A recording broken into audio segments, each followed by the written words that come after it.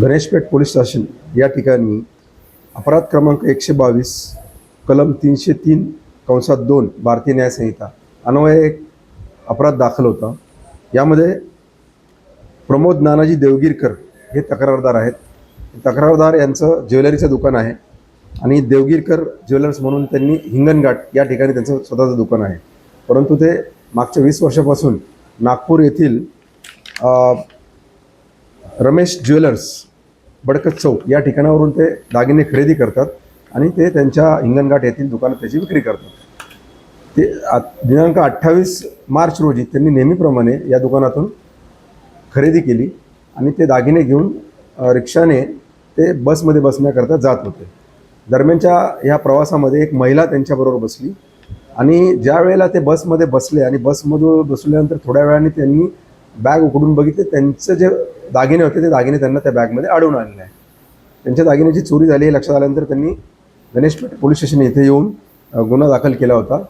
त्या गुन्ह्याच्या तपासामध्ये आमचे जे तपास पथकाचे पोलीस उपनिरीक्षक डोईफोडे आणि त्यांचा जो सहकारी स्टाफ आहे त्या स्टाफने अथक मेहनत केली। 200 पेक्षा जास्त तासाचं फुटेज त्यांनी चेक केलं आणि त्यामध्ये ही महिला जी आहे त्या महिलेने तोंडावरती चेहऱ्यावरती फडके बांधले होते, परंतु त्यामुळं ती ओळखू येत नव्हते। परंतु जे काही तिच्या चालण्याच्या लकबीवरून त्या चालण्याच्या पद्धतीवरून आम्ही आमच्या तपास पथकाने तिला शोधून काढल्यानंतर तिला अटक करून 11 तारखेला तिला अटक करण्यात आली। तिची कस्टडी घेण्यात आली। 2 दिवस तिची पोलीस कस्टडी मिळाल्यानंतर तिच्याकडे कसून चौकशी केल्यानंतर तिने तो गुन्हा कबूल केला आणि जवळपास 13,54,000 रुपयाचा मुद्देमाल जे सोन्याचे दागिने हे आम्ही तिच्याकडनं जप्त केलेले आहेत।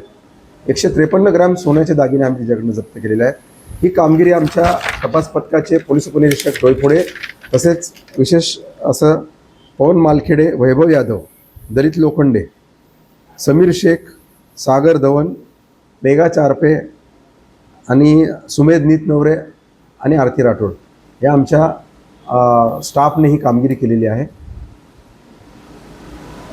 ही जी आरोपी आहे ही आरोपी आजनीमधील टोळी रामटेके नगर टोळी जी आहे त्या ठिकाणी राहणारी आहे। हिच्याकडून आम्ही बरीचशी चौकशी केली, तपास केला, परंतु इतर काही गुन्हे आम्हाला उघडकीला आलेले नाही आहे। सध्या हा एक गुन्हा आम्हाला उघडकीला आलेला आहे। आम्ही अधिक तपास करीत आहोत त्या गुन्ह्यामध्ये।